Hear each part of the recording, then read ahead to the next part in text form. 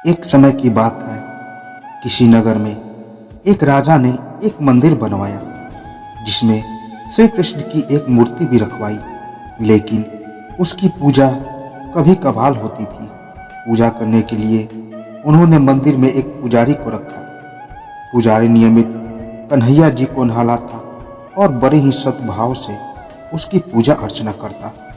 राजा भी रोज कान्हा जी के लिए एक फूलों की माला भेज देता था और जब वह दर्शन करने आता तो पुजारी उस माला को उतारकर राजा को पहना देता। ऐसा करते करते पुजारी की भी उम्र बीत चुकी थी। एक दिन किसी वजह से राजा नहीं आ सका तो उसने एक सेवक के हाथ मंदिर में माला पहुंचा दी और कहलवाया कि आज वह मंदिर नहीं आएगा, इसलिए पुजारी उनका इंतजार ना करे। इतना कहकर सेवक चला गया। पुजारी ने हमेशा की तरह कन्हैया जी को माला पहना दी, लेकिन जब शाम हुई तो पुजारी यह सोचने लगा माला उतारकर किसे पहनाई जाए। उसने सोचा क्यों न ये माला आज मैं ही पहन लूं। वैसी भी मेरी उम्र हो चली है, जीवन का कब क्या पता कब खत्म हो जाए। इतना सोचकर पुजारी ने माला उतारकर अपने गले में डाल ली, लेकिन इतने में ही सेवक आ गया और उसने बताया कि राजा की सवारी मंदिर में पहुंचने वाली है। राजा की सवारी आने की बात जब पुजारी ने सुनी तो वह डर गया। उसने सोचा कि अगर राजा ने उसे देख लिया तो वह मरवा ही डालेगा। आनन फानन में पुजारी ने माला उतारकर वापस कन्हैया जी को पहना दी। जैसे ही राजा अंदर आया तो हमेशा की ही तरह पुजारी ने माला कान्हा जी के गले से उतारकर राजा को पहना दी, लेकिन माला पर लगा सफेद बाल देखकर राजा समझ गए कि पुजारी ने यह माला स्वयं ही पहनी थी। बस फिर क्या था, राजा क्रोधित हो उठे और उन्होंने गुस्से में पुजारी से पूछा कि माला पर सफेद बाल कहाँ से आया। तब राजा की बात सुनकर पुजारी डर गया और बोल पड़ा, यह तो कन्हैया जी का है।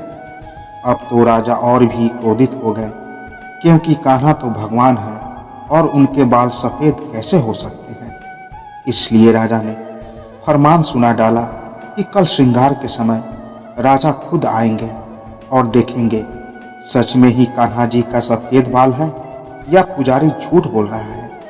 उन्होंने कहा कि अगर पुजारी ने झूठ बोला होगा तो उसे फांसी दे दी जाएगी।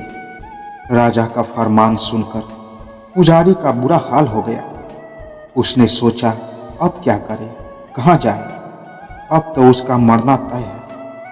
तब रोते रोते वह भगवान की शरण में पहुंचा और उसने कहा कि हे केशव, मुझसे झूठ बोलने का अपराध तो हुआ है, लेकिन हो सके तो मुझे क्षमा कर दे और राजा की रक्षा करे।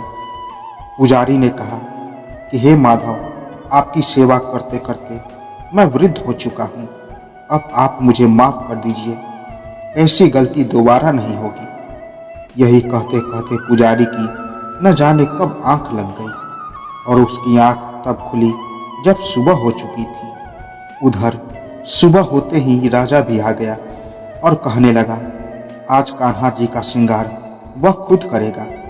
ऐसा कहकर जैसे ही राजा ने कान्हा जी का मुकुट उतारा तो देखा कि श्री कृष्ण के तो सारे बाल ही सफेद हैं, लेकिन राजा को फिर भी यकीन नहीं हुआ। उसे लगा कि फांसी के डर से पुजारी ने ही बालों को रंग दिया होगा। राजा ने सोचा कि क्यों ना कान्हा जी का एक बाल तोड़कर देखा जाए। इसके बाद राजा ने कान्हा जी का एक बाल तोड़ लिया, लेकिन जैसे ही बाल टूटा कन्हैया के सिर से खून की धारा बहने लगी। यह देखकर राजा भगवान के चरणों में गिरकर माफी मांगने लगा। तभी श्री कृष्ण की मूर्ति से आवाज आई, हे राजन, तुमने मुझे केवल मूर्ति मात्र ही समझा, इसलिए आज से मैं तुम्हारे लिए केवल मूर्ति मात्र ही रहूंगा। लेकिन पुजारी ने सच्चे मन और पूरी श्रद्धा से मेरी भक्ति की है, इसलिए उनकी अनन्य भक्ति को देखकर मुझे अपने बाल सफेद करने पड़े। कन्हैया जी ने कहा कि भक्ति में कभी भी संशय नहीं होना चाहिए और सच्चे भक्त की लाज तो मैं कभी न जाने नहीं दूंगा। अगर भक्त का प्रेम सच्चा हो तो भगवान उसके लिए नंगे पांव दौड़े आते हैं। दोस्तों, इस वीडियो में इतना ही। मिलते हैं एक और वीडियो के साथ। तब तक खुश रहें और दूसरों को भी खुशी प्रदान करें।